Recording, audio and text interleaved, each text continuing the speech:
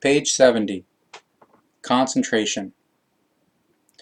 One of the most frequent complaints of the human beings is that of the inadequacy and the waning of the memory. With the concentration upon anything, it ought to be as bad as with the retaining of names, dates, and many other things. This apparent incapability, sudden or accrued over considerable time, to retain any data, or to concentrate on anything, very often causes headaches when attempting to remember or to concentrate. Also, uncalmness, sleeplessness, and many other phenomena break forth and create a high degree of nervousness and insecurity. Even rising feelings of an approaching breakdown are not uncommon.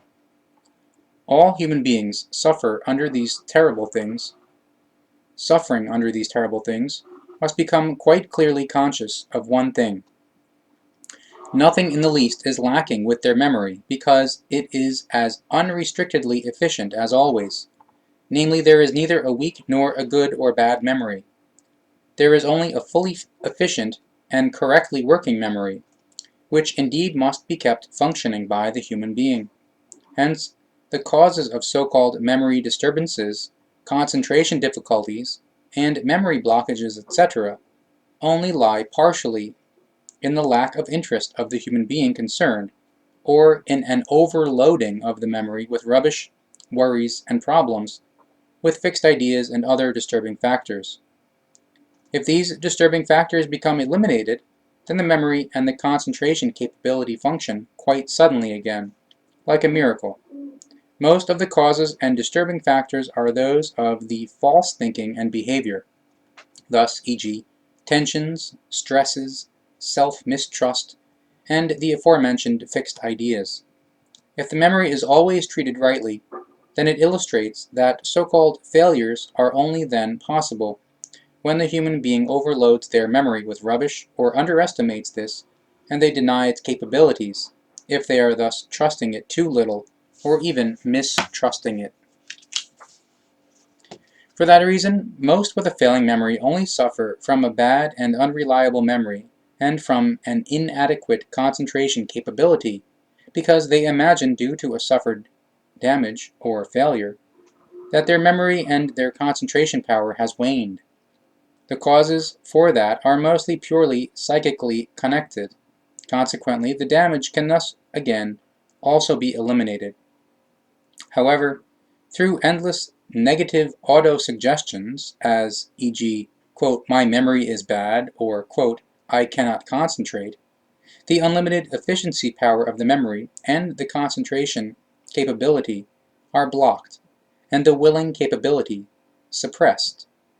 Such thoughts or utterances have a tremendous auto-suggestive and feeling-emphasizing effect on the subconsciousness, which logically corresponds such thoughts and utterances as a command, through which it logically passes everything on to the memory, which then buries everything within itself and, quote, "forgets everything." Such a damaged memory and the concentration power must be newly awakened and brought into function again.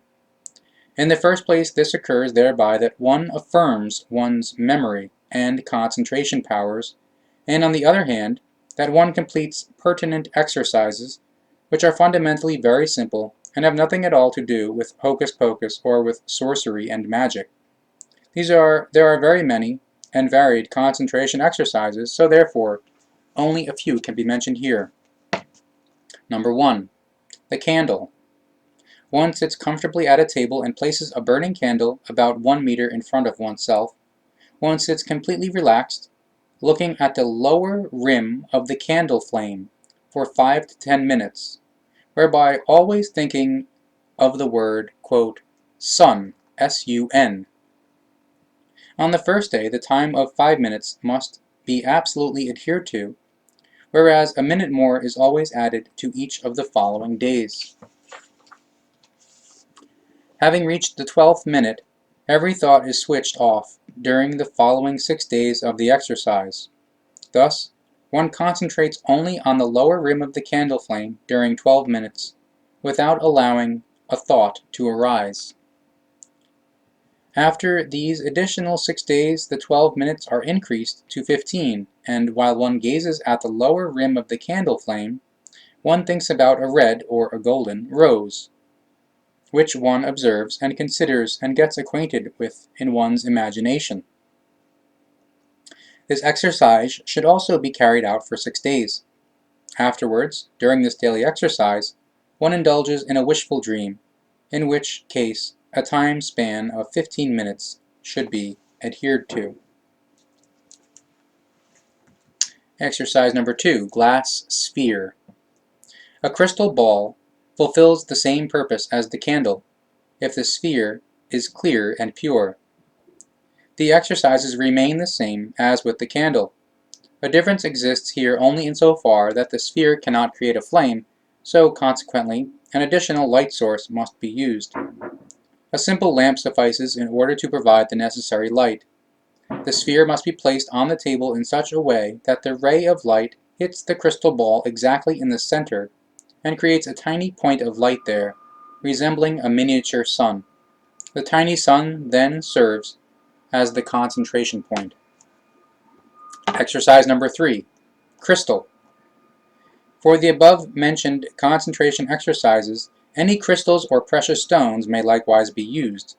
Thereby it is only necessary that a piercing light reflection is created, which is suitable as a concentration point. Exercise number 4, lines.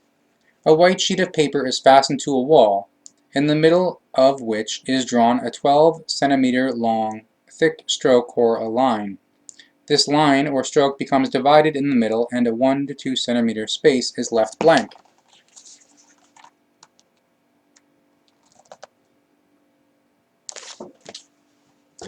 One seats oneself comfortably in front, 3 meters away, and begins with the exercise as was previously described.